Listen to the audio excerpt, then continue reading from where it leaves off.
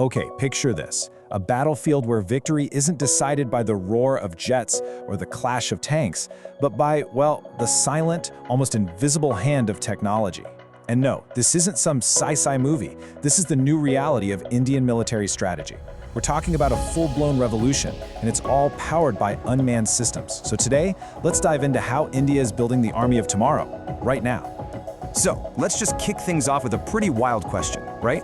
How do you actually win a war without firing a single piloted jet, without one pilot ever leaving the ground? Think about that. The answer isn't just a clever tactic. It's the very core of a new military doctrine that's completely rewriting the rulebook for India.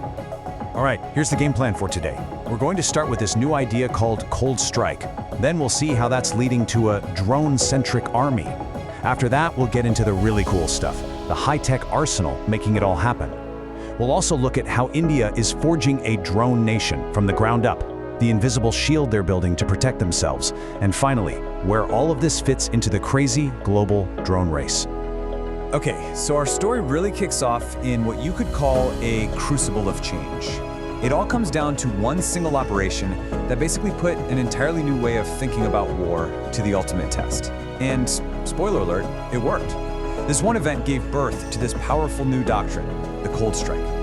And that watershed moment? It was called Operation Sindoor, back in May of 2025. It all started with an attack in Pahalgam, but it quickly became the definitive test for India's brand new drone warfare concepts. You can just picture it, unfolding over that rugged, silent mountain terrain. Just look at these numbers. I mean, they tell a pretty incredible story, right? 9 hostile camps neutralized. Yeah, that's impressive. But the real game changer, the wow moment, was the battle in the air.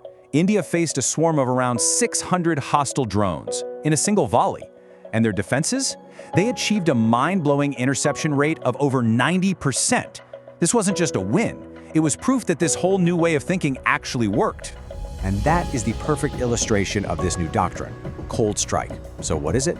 Well, it's all about using unmanned systems for super fast, super precise operations that have a huge strategic impact, but, and this is the key part, without risking a full-scale catastrophic war.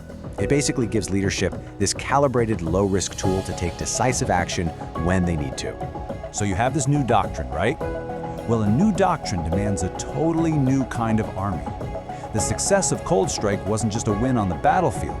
It was the spark that lit a fire under the Indian Army, forcing this radical reorganization. It's about creating a new kind of soldier for a very, very different kind of fight. And here's the most crucial shift. They're moving away from the old way of doing things, these massive manpower-heavy forces that took forever to get moving. Instead, what they called the Year of Reforms 2025 brought in a technology-first model. The emphasis now is all on speed and precision, using these modular, ready-in-place units that can respond almost instantly. And at the very heart of this new structure are 2 brand new types of formations.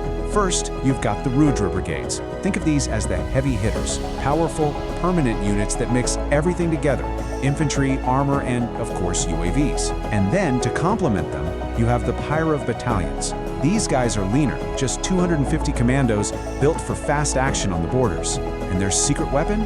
Swarms of first-person view drones, giving them this incredible tactical edge right on the front lines. Okay, but a new army is nothing without new tools, right? So let's get into the hardware. Let's look at the high-tech arsenal, the actual drones that make this whole strategy possible. These are basically the tools of tomorrow, but they're in service today.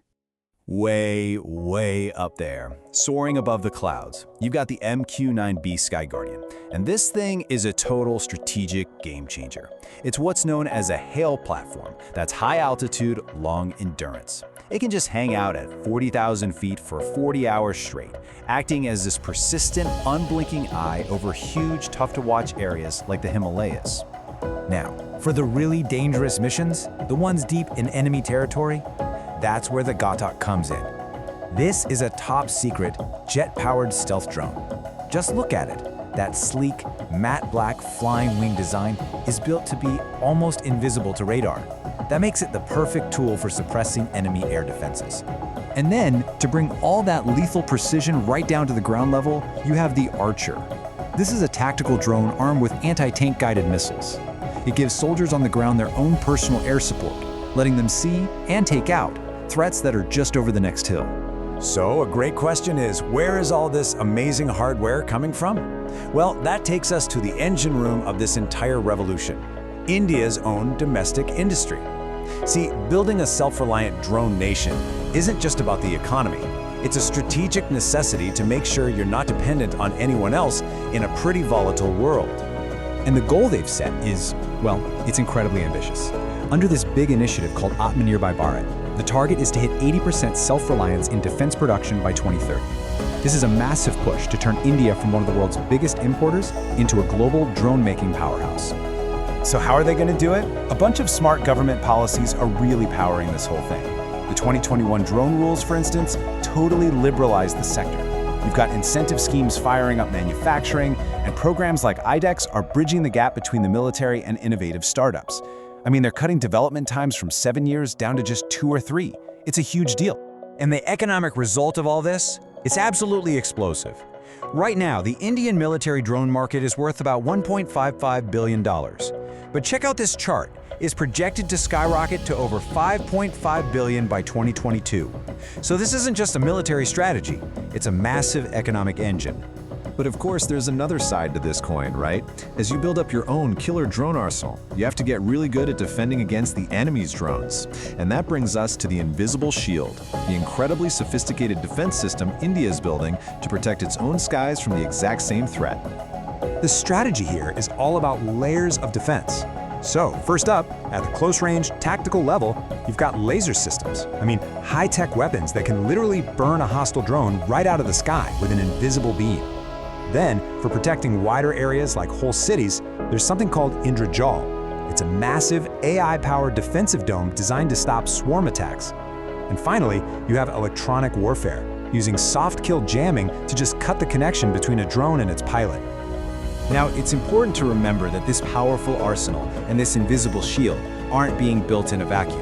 This is India's high-stakes entry into the global drone race. It's a massive move to master the new reality of 21st century warfare and really position itself as a major player on the world stage. And here's something that might actually surprise you. India is fast becoming a major defense exporter. Just look at this bar chart. Exports hit an all-time high in the 2025-26 fiscal year, jumping by a staggering 62%. We're talking countries from Armenia to the US now buying made-in-India defense tech.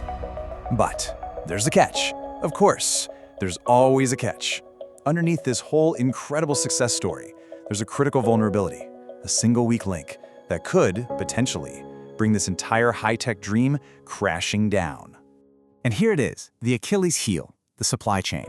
If you were to tear one of these advanced drones apart, you'd find that somewhere between 65 to 70% of its most vital components, we're talking the brains, the heart, the eyes, are imported. Things like high-end semiconductors, precision motors, advanced sensors, a lot of it.